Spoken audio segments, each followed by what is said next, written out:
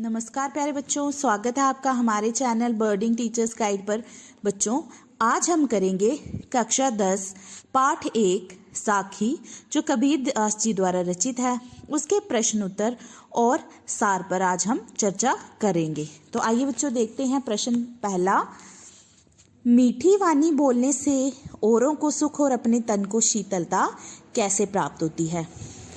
इसका उत्तर आ जाएगा कि मीठी वाणी बोलने से औरों के मन से क्रोध और घृणा के भाव नष्ट हो जाते हैं, जिससे उन्हें सुख प्राप्त होता है। इसके साथ ही हमारे मन के अहंकार का भी नाश होता है और हमारे हृदय को शांति मिलती है, जिससे तन को शीतलता प्राप्त होती है। तो बच्चों, इसमें बताया गया है कि यदि हम मीठी वाणी बोलेंगे, उससे क्या होगा कि जो अगला इंसान जो होगा, अगर उसको क्रोध होगा, तो यदि हम प्यार से बात करेंगे, मीठी वाणी बोलेंगे, तो उसका क्रोध जो होता है वो शांत हो जाता है और उसमें जो घृणा के भाव होते हैं वह भी नष्ट हो जाते हैं और उन्हें मीठी वाणी सुनकर सुख प्राप्त होता है। और इसके साथ ही जो हमारे मन में अहंकार होता है, मीठी वाणी बोलने से हमारे मन का अहंकार का नाश हो जाता है, हमारे मन का अहंकार समाप्त हो जाता है और जो हमारे हृदय होता है उसको शांति मिलती है, जिससे जो हमारा तन होता है उसको शीतलता प्राप्त होती है।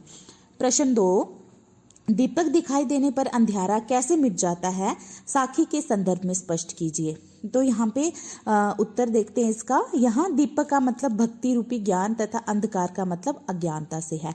इसमें क्या बताया गया कि जो ये साखी है, इसके संदर्भ में दीपक का अर्थ क्या है? यहाँ पे भक्ति रूपी ज्ञान, ठीक है, और अंधकार का अर्थ यहाँ पे है अज्ञानता से। तो जिस प्रकार से दीपक के जलने से अंधकार समाप्त होता है, ठीक उसी प्रकार जब ज्ञान का प्रकाश हृदय में जलता है, तब मन के सारे विकार अर्थात भ्रम संशय का नाश हो जाता है। मतलब यहाँ पे जो कवि है वो क्या कहना चाहते हैं कि जो जिस प्रकार से यहाँ पे दीपक का अर्थ हो गया ज्ञान, ठीक है, जो हमारा भक्ति रूपी ज्ञान है वह हो गया दीपक, और अंधियारा का अर्थ हो गया अंधकार मतलब अज्ञानता।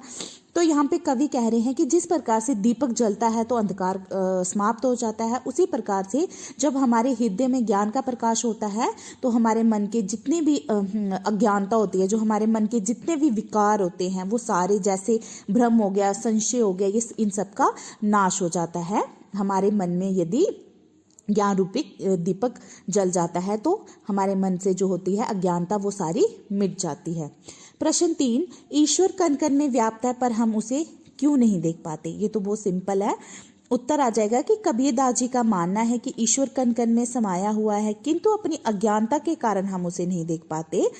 जिस प्रकार कस्तूरी नामक सुगंधित पदार्थ हिरण के अपनी ही नाभि में ही होता है, किंतु वह उसे जंगल में इधर उधर ढूंढता फिरता है, उसी प्रकार मनुष्य भी अपने हृदय में छिपे ईश्वर को अपनी अज्ञानता के कारण नहीं पहचान पाता। तो यहाँ पे कबीर जी जो है वो कहते हैं कि ईश्वर तो हमारे कण कण में समाया हुआ है, लेकिन हम अपनी जो अज्ञानता है उसके कारण हम ईश्वर को नहीं देख पाते। फिर यहाँ पे वो एक उदाहरण देते हैं कि जिस प्रकार से कस्तूरी एक सुगंधित पदार्थ होता है जो हिरण की नाभि में होता है, लेकिन जो हिरण को उस बात का खुद पता नहीं होता है कि ये, और वो सुगंधित पदार्थ जो होता है उसकी अपनी ही नाभि में होता है, हिरण की अपनी नाभि में होता है, लेकिन वो इस बात से अज्ञान, मतलब उसको इस बात का ज्ञान नहीं होता है, उसको इस बात का ज्ञान नहीं होता है, वो इस बात से अनजान होता है, उसको इस बात का जरा भी ज्ञान नहीं होता है कि वो जो उसे सुगंध आ रही है वह सुगंधित पदार्थ उसकी ही नाभि में है।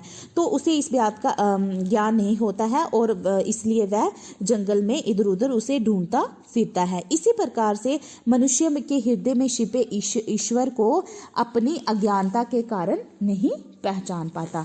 तो इसी प्रकार से कबीर जी कह रहे हैं कि इसी प्रकार से मनुष्य भी अपने जो हृदय में छिपे जो ईश्वर है उनको अपनी अज्ञानता के कारण ही वह भी उन्हें नहीं पहचान पाता।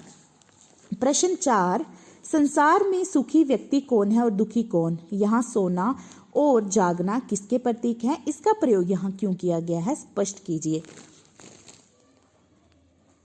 तो अब इसमें कबीर जी क्या कहते हैं कि कबीर जी द्वारा क्या कहा गया है कि संसार में सुखी व्यक्ति कौन है? तो यहाँ पे कबीर के अनुसार जो व्यक्ति केवल सांसारिक सुखों में डूबा रहता है, और उसके जीवन का उद्देश्य केवल खाना पीना और सोना ही है, वही व्यक्ति सुखी है। यहाँ पे कबीर दास के अनुसार जो व्यक्ति केवल सांसारिक सुख जो इस संसार के सुख है उनको भोगता है, अर्थात उसके जीवन का उद्देश्य सिर्फ क्या है, मात्र खाना है, पीना है और सोना है, तो वही व्यक्ति सुखी है। वही और इसके विपरीत कबीर दास के अनुसार इसके विपरीत जो व्यक्ति संसार की नश्वरता को देखकर रोता रहता है वे दुखी है।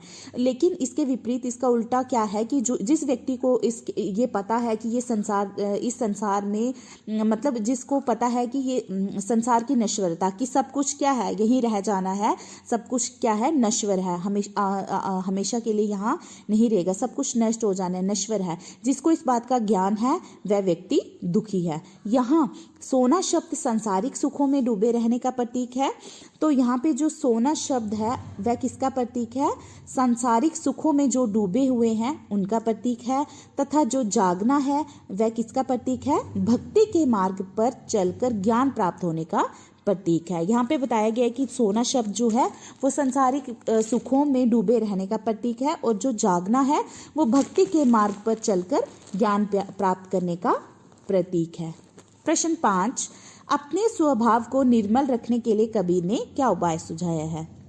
उत्तर, कबीर जी का मानना है कि अपने स्वभाव को निर्मल रखने का सबसे अच्छा उपाय निंदा करने वाले को अपने साथ रखना है। निंदा करने वाले को तो अपने ही घर में या अपने आसपास रखना चाहिए। ऐसा करने से हमारा स्वभाव अपने आप ही निर्मल हो जाएगा, क्योंकि निंदा करने वाला व्यक्ति हमारे गलत कार्यों की निंदा करेगा तो हम अपने आप को सुधारने का प्रयास करेंगे। बहुत सिंपल है। यहाँ पे कबीरदास जी कह रहे हैं कि जो व्यक्ति निंदा करता है अपने मतलब हम अपने स्वभाव को निर्मल किस तरह से रख सकते हैं, इसका उपाय उन्होंने बताया है कि जो निंदा करने वाला व्यक्ति है, मतलब जो कमियां निकालने वाला व्यक्ति है, जो बुराइयां करने वाला व्यक्ति है, उसे हमें क्या करना चाहिए, अपने पास ही रखना चाहिए। यहाँ तक कि उसे अगर हो सके तो हमें अपने घर में ही या अपने आसपास ही रखना चाहिए। ऐसा करने से क्या होगा, हमारा स्वभाव अपने आप ही साफ स्वच्छ निर्मल हो जाएगा, क्योंकि जो निंदा करने वाला व्यक्ति होगा वो हमारे गलत जो कार्य होंगे उनकी निंदा करेगा, हमारी कमियां निकालेगा, हमारी बुराइयां करेगा,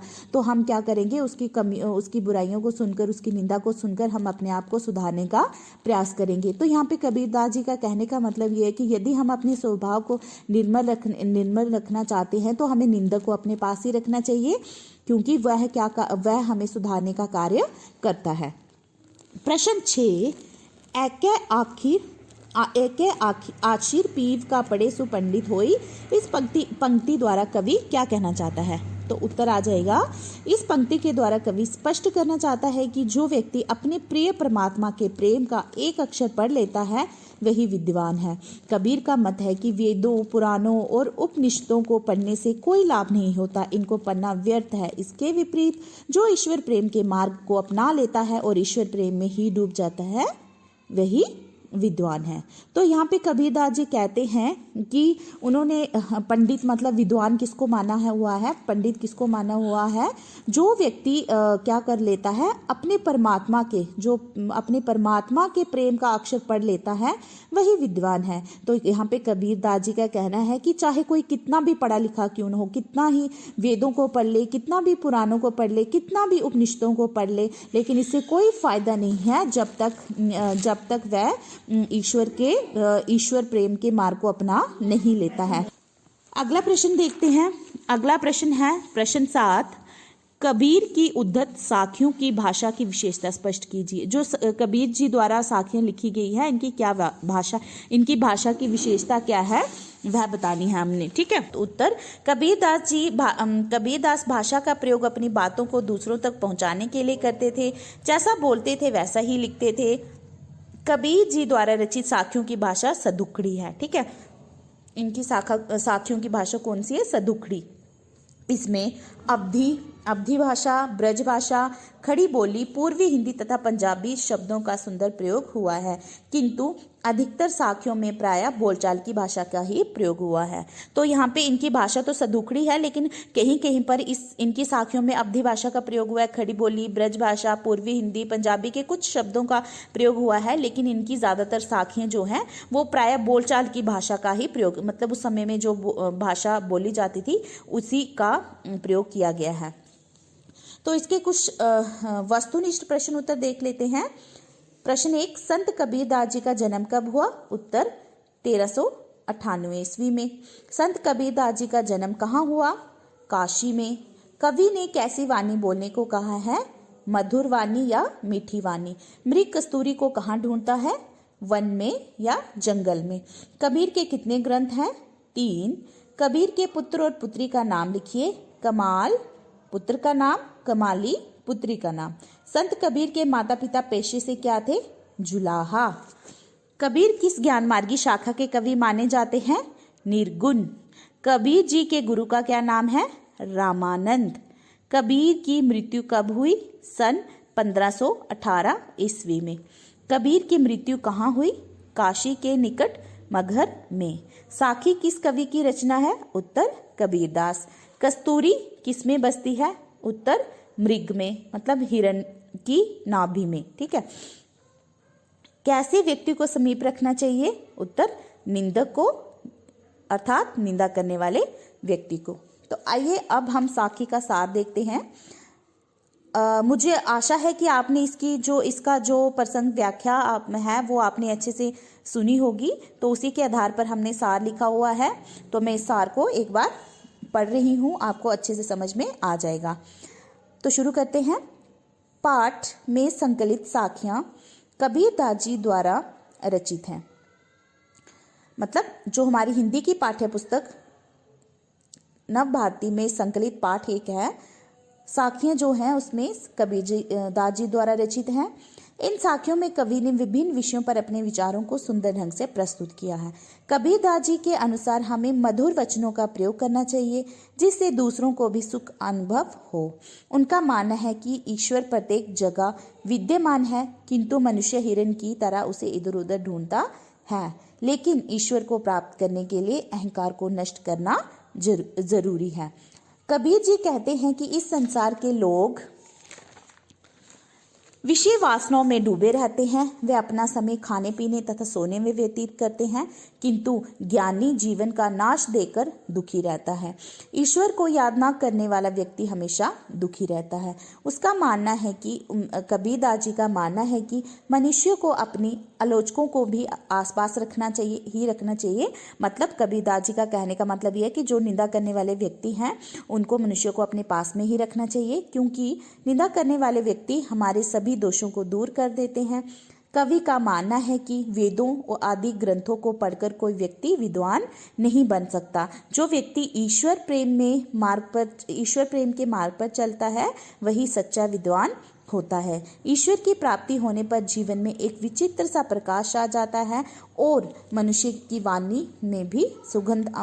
वाणी से भी मधुरता और सुगंध आने लगती है। अतः कबीर जी अत्यंत क्रांतिकारी स्वर में कहते हैं, ईश्वर प्रेम के मार्ग पर चलना सरल नहीं है। इस मार्ग में चलने के लिए अपना सर्वस्व न्यौछावर करना पड़ता है। मतलब कि ईश्वर को प्राप्त करने का मार्ग जो है वो आसान नहीं है। यदि इस मार्ग पर चलना है तो हमें अपना सब कुछ ईश्वर को समर्पित करना होगा, अपना सब कुछ न्यौछावर करना होगा, तभी हम ईश्वर की प्राप्ति कर सकते हैं। तो बच्चों, मुझे आशा है कि आपको ये अच्छे से समझ में आ गए होंगे। धन्यवाद।